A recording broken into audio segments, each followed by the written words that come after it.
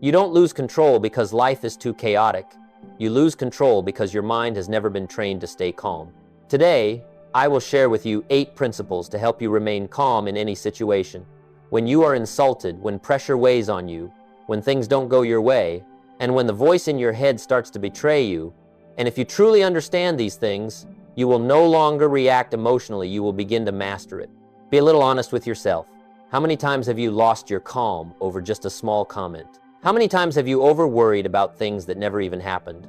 How many times did you know you should stay silent but reacted anyway, and then regretted it afterward? You are not the only one. Most people live like this, reacting emotionally, being driven by their thoughts, and letting circumstances determine their state. You wake up in a decent mood, but just one negative message, one judgment, or a bit of pressure, everything immediately changes.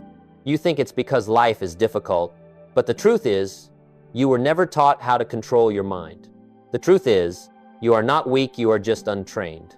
And the most important thing you need to understand today is, calmness is not a personality trait, it is a skill that you can train, a skill that if you master, you will no longer be controlled by the outside world.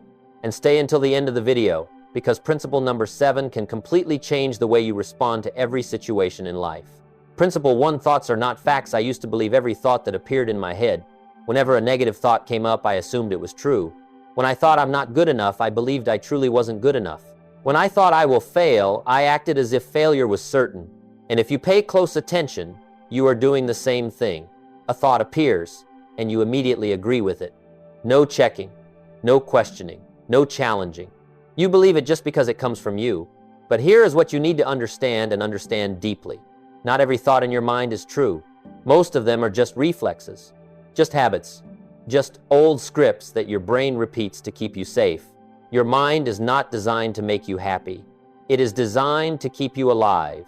So whenever you face something unfamiliar, uncertain, or risky, it will immediately trigger warnings. Don't do it. That's dangerous. You're not good enough. You will fail. And the most dangerous part is, those statements sound very reasonable. They don't shout. They whisper like sincere advice. That is why so many people live their entire lives limited, not because they lack ability, but because they never learn to question their own thoughts. They believe every fear. They follow every doubt. They let an inner voice decide their entire external life.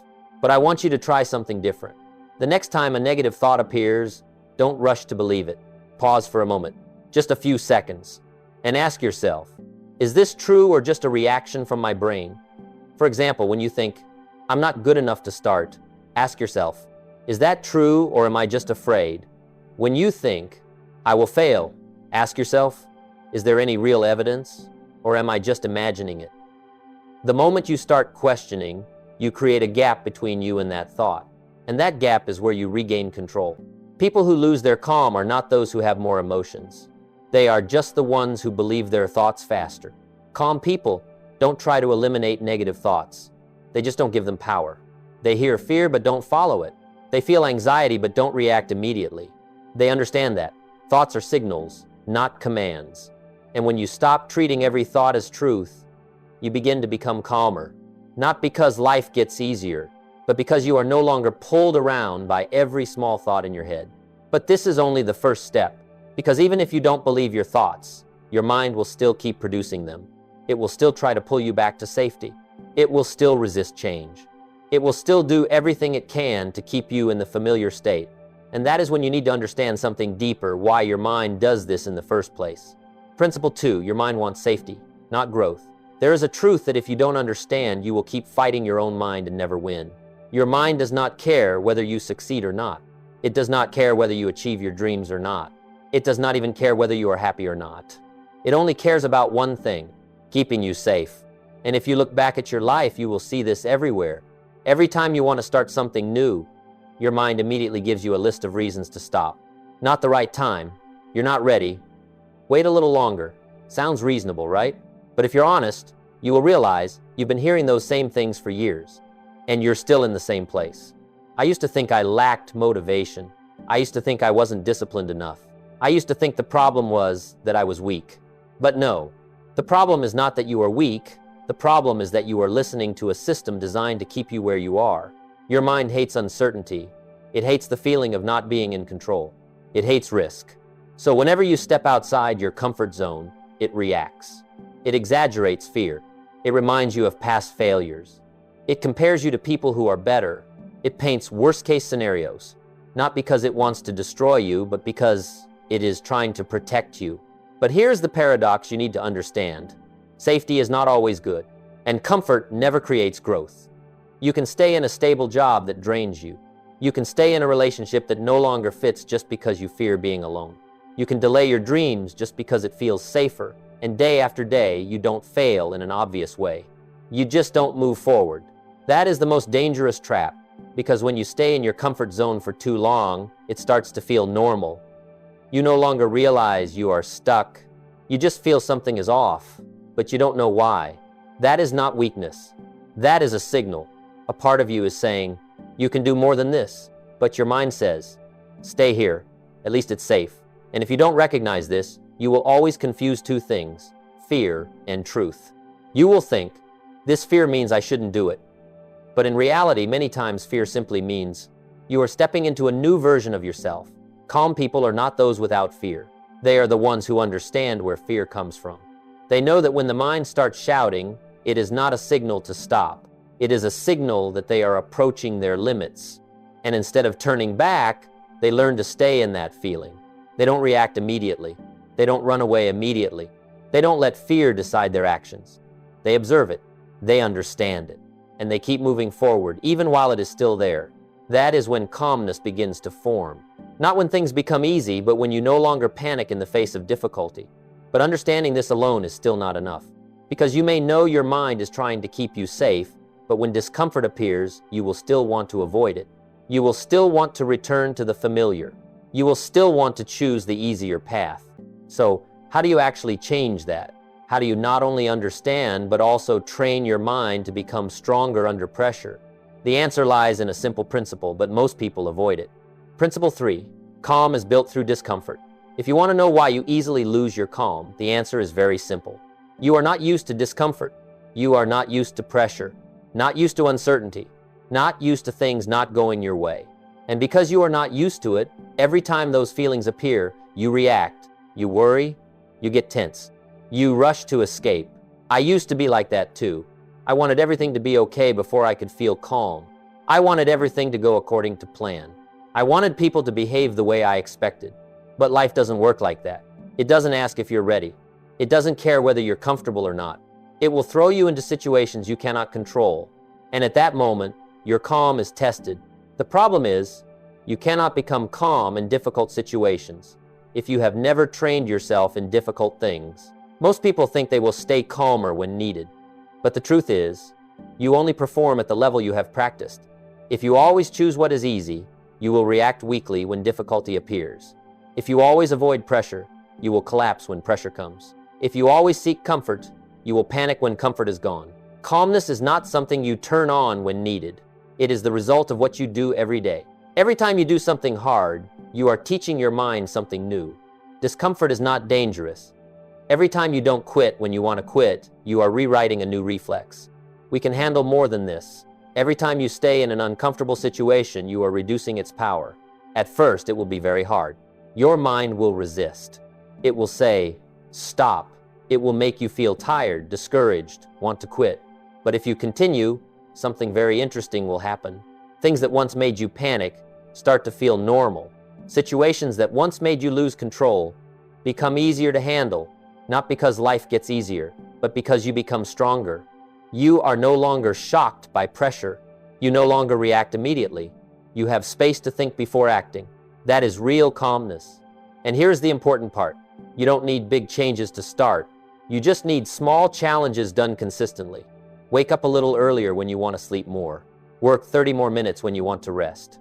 Stay silent in an argument when you want to react. Those small things are the gym for your mind. No one sees it. No one applauds. But little by little, you are building a stronger version of yourself. And over time, you will realize you are no longer easily triggered. You are no longer pulled by emotions. You no longer react immediately to everything. You begin to control yourself. But there is a mistake many people make here. They think just enduring is enough. They think forcing themselves to do hard things is enough to change. But if you don't understand how your mind learns from those experiences, you will return to the starting point very quickly. Because it's not just about doing hard things, it's about how you respond to those hard things. Principle 4. If you always escape, you train panic.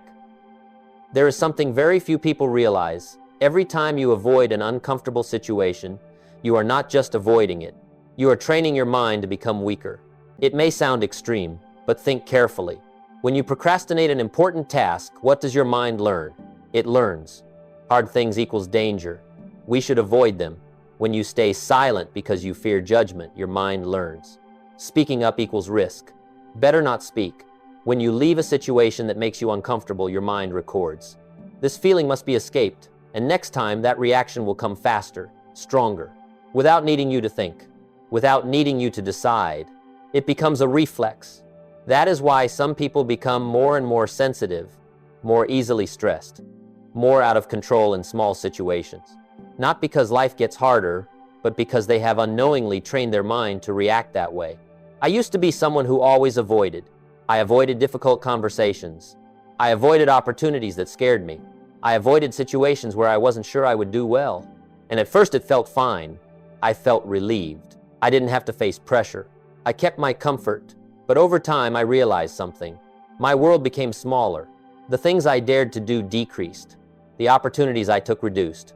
And things that were once normal started to feel scary. That is the cost of avoidance. You don't just lose opportunities, you lose your ability to face things. On the other hand, every time you stay in an uncomfortable situation, even just a little longer, you are training something completely different. You are telling your mind, we are okay, we can handle this. The first time will be very hard. Your heart beats fast. Your head feels tense. You want to escape immediately, but if you stay just 10 more seconds, you will realize that feeling does not kill you. It decreases. It changes. It passes. And that is a crucial moment because your mind starts learning something new. Discomfort is not as scary as I thought. Next time it will react a little less. The time after you will have a little more control. That is how you build calmness. Not by avoiding everything, but by staying long enough to understand you can handle it. Calm people are not those who have never panicked. They are the ones who stayed long enough during past panic. They have gone through that feeling many times until it no longer controls them. They don't need to eliminate fear. They just don't run from it anymore. And you can do the same. You don't need to change everything immediately. Just each day, choose one small thing you usually avoid, and this time, don't avoid it. Stay a little longer. Face it a little more. Endure a little more. That is how you reprogram your reflexes. But there is one more factor many people ignore. You can train yourself a lot, but if your environment constantly pulls you down, everything becomes much harder. Because your mind is influenced not only by your actions, but also by what you are exposed to every day. Principle 5, discipline creates inner stability. There is something many people don't like to hear. Calmness does not come from trying to stay calm. It comes from becoming someone reliable to yourself. It may sound unrelated, but think carefully. When you say you will do something, and you don't do it, your mind records that. When you set a goal, then procrastinate, your mind records it again. When you promise yourself tomorrow will be different, but everything repeats, your mind starts losing trust in you. And when your mind no longer trusts you, it will not cooperate with you. It will resist you. It will doubt you. It will make you feel unstable even when nothing is wrong. That is why some people have no major problems on the outside, but inside always feel tense, anxious, out of control. Not because their life is too hard, but because they no longer have inner stability. I used to live in that state. I made plans, then broke them. I said I would change, then returned to old habits. I started many things but didn't finish. And over time, I started doubting myself. I no longer trusted my decisions, no longer trusted my ability, no longer believed I would do what I said. And when you don't trust yourself, how can you stay calm in life? Because every difficult situation is not just an external challenge. It also triggers an internal question. Can I handle this? And if the answer is not sure, you will worry, you will react, you will lose control. That is why discipline matters more than you think. Discipline is not forcing yourself to do big things. It is doing small things right consistently. You say you will wake up early, and you do it. You say you will finish your work, and you do it. You say you will keep your word, and you do it. Each time you do that, you are rebuilding trust. Not trust with others, but trust with yourself. And when that trust is strong enough, something very interesting happens. Your mind becomes quieter. It no longer argues with you as much. It no longer pulls you with temporary emotions. It begins to know that when you decide something, you will do it. And that creates stability. Calm people are not those without problems. They are simply people with a strong enough foundation to not be shaken by every small situation. They don't need to try to stay calm. They have become someone whose default state is calm because they trust themselves. They trust that no matter what happens, they won't quit. They won't avoid. They won't betray what they committed to. And that trust is stronger than any emotion. You don't need to change everything in one day. You just need to start with one small thing and hold on to it firmly. One habit, one commitment, one promise to yourself. And this time you don't break it, not because it is big, but because you are rebuilding yourself from within. But there is one more thing you need to understand. Even if you have discipline, even if you are training yourself every day, if what you are exposed to constantly makes your mind chaotic, everything will become much harder. Because you are not only what you do, you are also what you consume every day. Principle 6, control your environment or it will control you. There is something many people underestimate. You are not only influenced by your thoughts. You are being programmed every day by what surrounds you. What you hear, what you watch, the people you spend time with, the content you scroll through every day. All of these things are shaping your state of mind. And if you don't actively control it, it will control you. You can try to stay calm all day, but if you are constantly exposed to negativity, comparison, pressure, you are fighting a battle you cannot win. Think about it. You open your phone and see others more successful, faster, better. You turn on the news and hear about crisis, conflict, instability. You talk to someone and they are always complaining, always negative, always pessimistic. What do you think happens to your mind? You may not notice it immediately, but little by little, it accumulates. You start comparing more. You start worrying more. You start losing your calm faster. Not because you are weak, but because you are feeding your mind too many unnecessary things. Your mind is like a sponge. It does not distinguish between good or bad. It just absorbs. And what you absorb becomes how you think, how you feel, how you react. I used to ignore this. I thought just trying harder was enough. Just being stronger was enough. But then I realized every day I was feeding my mind too many things that made me lose control.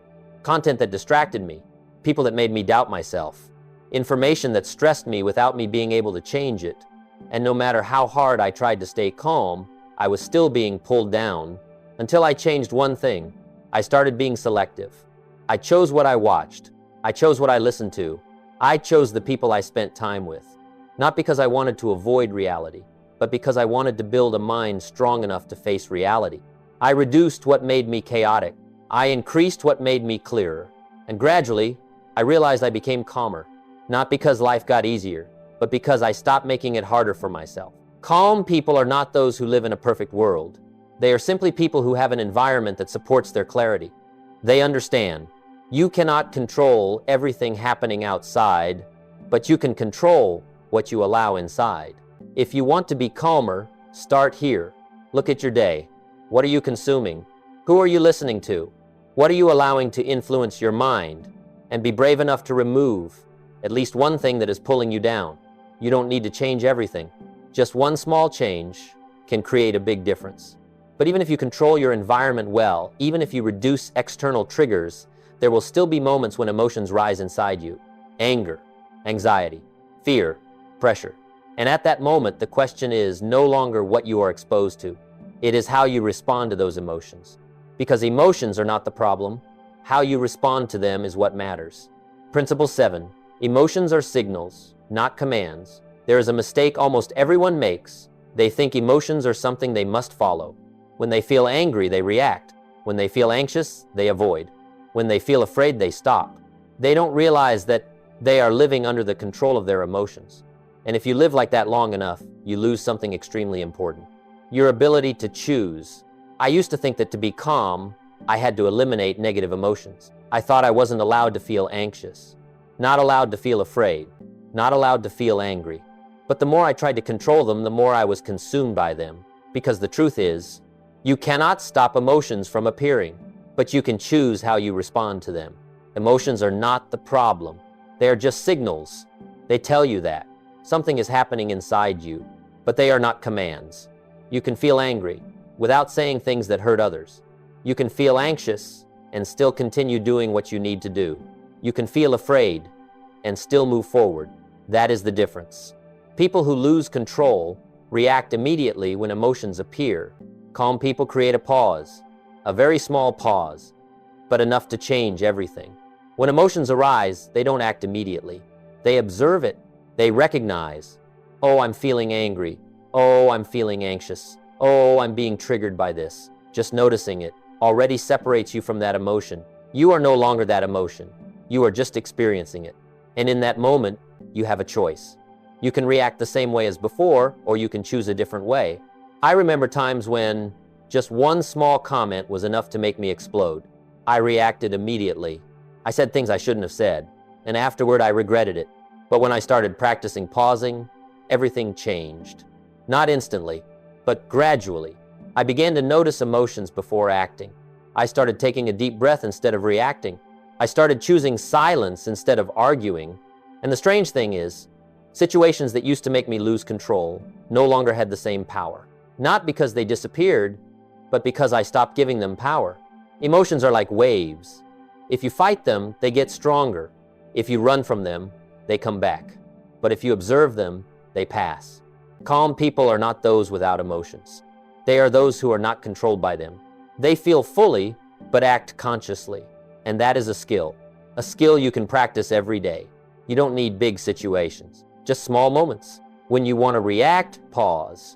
When you want to speak immediately, wait a few seconds. When you want to quit, stay a little longer. Just those few seconds can change the entire outcome, because in those few seconds, you are no longer a person reacting on instinct. You become a person who chooses. But this is still not the highest level of calmness, because pausing is an important step, but what truly changes your life is what you do after you pause. How you choose to respond, what standards you act by, who you become in the most difficult moments. Principle 8. Calm people choose their response. Pausing is only the first step.